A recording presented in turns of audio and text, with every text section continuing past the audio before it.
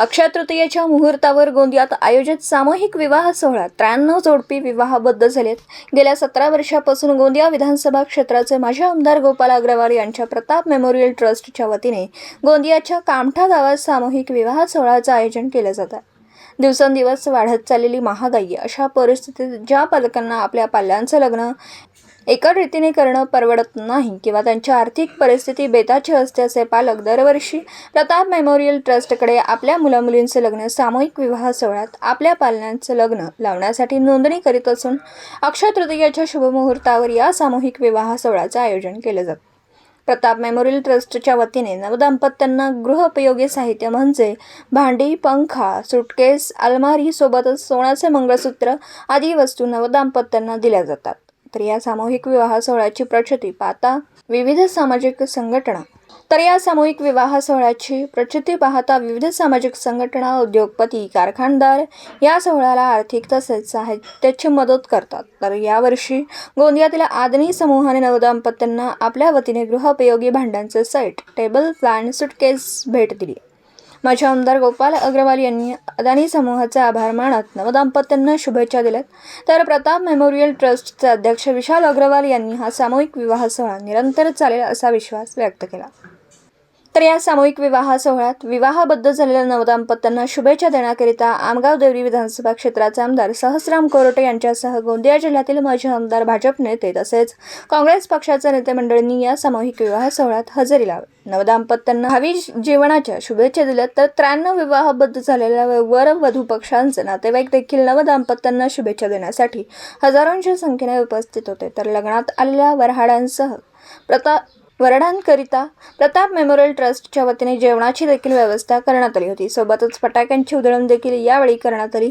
तर लग्नात आलेल्या पाहुण्यांच्या मनोरंजनाकरिता मराठी लावणीचं आयोजन देखील करण्यात आलं होतं। तर पुढच्या वर्षी देखील अक्षय तृतीयेच्या शुभ मुहूर्तावर पुन्हा भव्य सामूहिक विवाह सोहळा आयोजित करण्यात येणार असल्याची माहिती आयोजकांनी दिली। गेल्या 17 वर्षापासून आपण सर्वधर्मीय सामूहिक विवाह सोहळा करतात, काय सांगले कधी आनंद ध्यान दे जो मंच की बोलिए काय सांगाल या विवाह सोहळ्याबद्दल? एक चांगली संकल्पना घेऊन आम्ही या कार्यक्रमाला सुरुवात केली होती आणि सातत्याने आमचा प्रयत्न आहे की हा कार्यक्रम नेहमी असावा। आमचा निश्चय अक्षय तृतीयाच्या अबूझ मुहूर्त आहे आणि त्या दिवशी आम्ही या कामठामध्ये मागच्या 17 वर्षापासून हा कार्यक्रम सुरू केला आणि पुढे पण अनेक वर्ष असाच कार्यक्रम होणारच आहे। यावर्षी किती जोडपे विवाहबद्ध? 91 जोडे विवाहबद्ध झालेले आहे आणि त्यामध्ये आमचे सवर्ण समाजाचे आहे पण आणि त्याचबरोबर बौद्ध समाजाचे आहे, असे एकूण 91 जोड्यांच्या लग्नास पार पडलेला आहे। गोपाल दास जी अग्रवाल के प्रयत्नों से, उनके ओर से यहाँ पर सभी नवयुवकों को एक सोने का मंगलसूत्र, एक